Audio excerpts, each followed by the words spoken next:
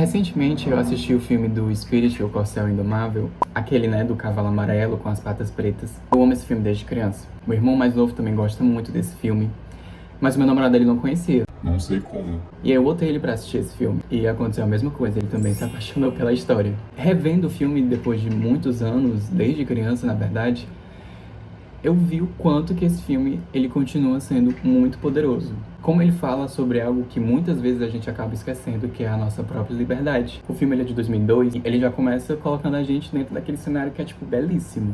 Quase que um paraíso mesmo. Você começa a entender que o cavalo, o Spirit, ele realmente faz parte verdadeiramente daquele local. Ele nasce ali, ele tem ali a presença da mãe dele, não tem do pai. Eu achei isso muito...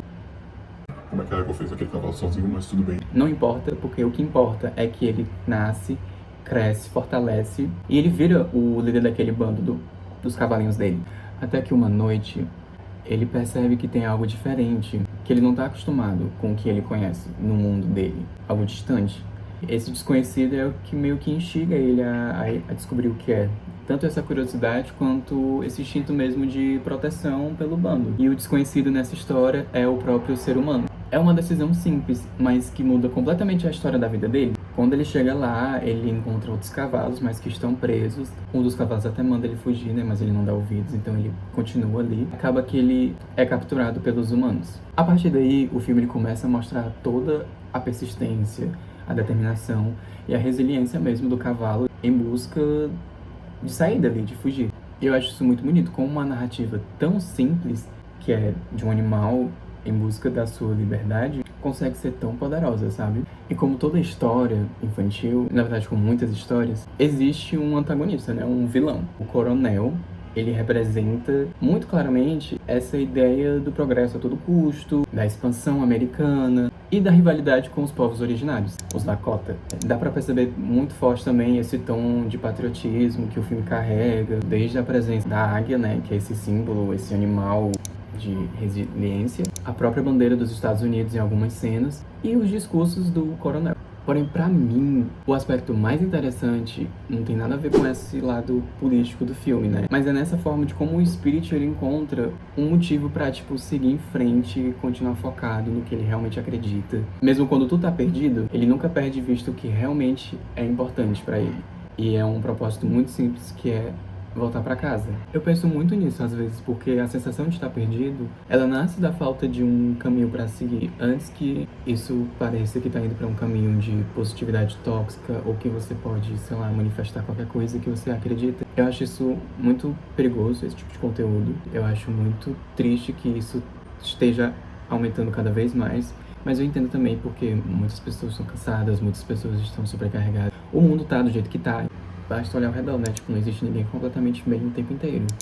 E é normal também. Eu sei também que, vivendo numa realidade como o nosso país, de muita desigualdade, esse tipo de conversa nem cabe. Não tem como falar sobre saúde mental, não tem como falar sobre, sei lá, qualquer coisa, quando as pessoas, elas não sabem se vão comer no dia. Então, não é esse tipo de coisa. Esse sentimento de uma falta de sentido, ela pode aparecer realmente em vários momentos da nossa vida e em várias idades, né?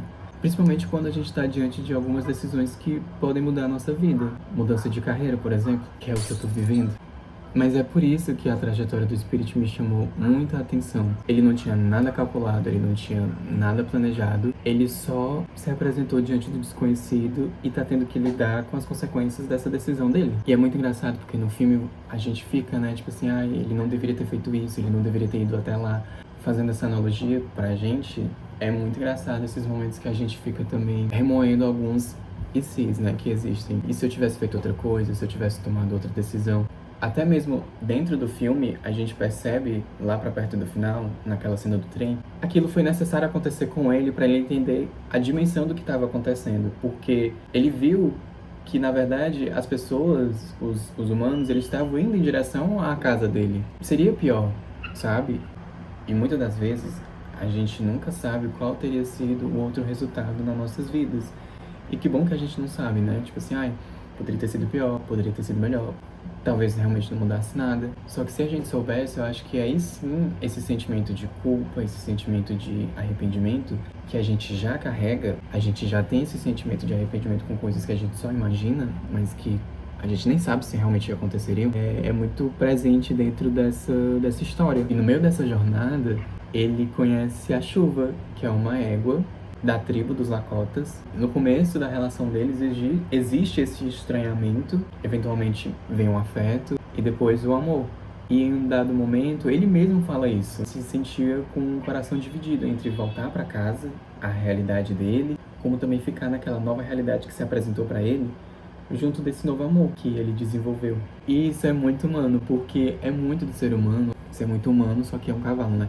Só que isso é uma característica muito humana, porque o ser humano, ele precisa se apegar às coisas, ele se apega muito às pessoas, aos lugares, até mesmo às versões que a gente cria, né, de nós mesmos. A gente precisa sentir que a gente pertence a alguma coisa. E o mais interessante é que o Spirit, ele já vivia uma vida que a gente pode interpretar como perfeita. E isso mostra muito claro no começo do filme, né? Todos os animais vivendo em harmonia naquele espaço. Ele precisou ser retirado daquele local para poder entender verdadeiramente o valor daquilo. Talvez ele já soubesse, porque era uma certeza, era uma coisa tão natural, tão inerente a ele, que talvez fosse exatamente isso que manteve ele tão focado ao ponto dele não se desconcentrar. Ele nunca esqueceu de onde veio e de onde ele queria realmente voltar. E eu gosto muito de pensar nisso, porque os animais, eles não carregam os mesmos questionamentos que a gente tem. O cavalo, ele não acorda e pensa, tipo assim, o que é que falta construir?